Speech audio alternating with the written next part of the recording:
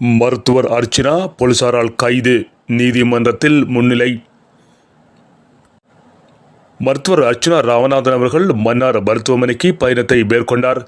அங்கு குழந்தை பிரசவித்த பெண்ணொருவர் பலியானதை அடுத்து அவருக்கு நீதி கோரி அந்த மருத்துவமனைக்குள் நுழைந்து அங்கிருந்த மருத்துவர்கள் மற்றும் பொறுப்பாளர்களுடன் வாக்குவாதத்தில் ஈடுபட்டார். நீதி கேட்டு போராடிய அவர் தற்பொழுது போலீசாரினால் கைது செய்யப்பட்டு நீதிமன்றத்தில் முன்னிலைப்படுத்தப்பட்டுள்ளார். மருத்துவமனைக்குள் நுழைந்து குழப்பத்தை ஏற்படுத்த முனைந்தார் என்கின்ற குற்றச்சாட்டு மருத்துவர் அர்ச்சனா ராமநாதன் மீது முன்வைக்கப்பட்டுள்ளது. அதனை அடுத்து கைது செய்யப்பட்ட இவர் எதிர்வரும் 7ஆம் தேதி விளக்கமறியலில் வைக்கப்பட்டுள்ளதான புதிய தகவல்கள் வெளியாகி இருக்கின்றன.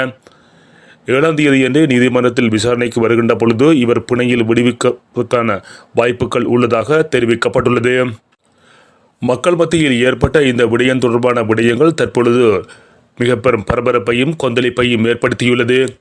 மருத்துவ மாபியாக்களுக்கு எதிராக தனது விடுதலை வேட்கையை ஆரம்பித்த அர்ச்சனா ராமநாதன் அவர்கள் திடீரென போலீசாரால் கைது செய்யப்பட்ட விடயம் மக்கள் மத்தியில் பெரும் அதிர்வலைகளை ஏற்படுத்தியுள்ளது.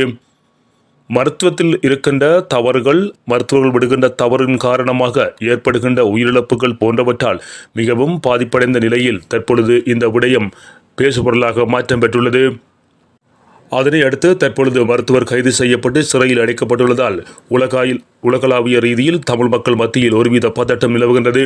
மருத்துவருக்கு ஆதரவாக களமிறங்கியுள்ள மக்கள் அவரை எப்படியாவது மீட்டு வந்துவிட வேண்டும் என்கின்ற நிலவரம் எழுகின்றது. இவரது கைது திட்டமிடப்பட்ட ஒரு அரசியல் பழிவாங்கலாகவும் ரணில் விக்ரமசிங்க வேண்டுமென்றே திட்டமிட்டு இந்த நடவடிக்கையை மேற்கொண்டதாக மக்கள் மத்தியில் குற்றம் சுமத்தப்படுகின்றது. அரசியலுக்கு வருகை தர உள்ள நிலையிலேயே இந்த கைது இடம்பெற்றுள்ளது மிக பெரும் திருப்பு முனையாகவும் அதிர்வலைகளையும் மக்கள் மத்தியில் ஏற்படுத்தியுள்ளது.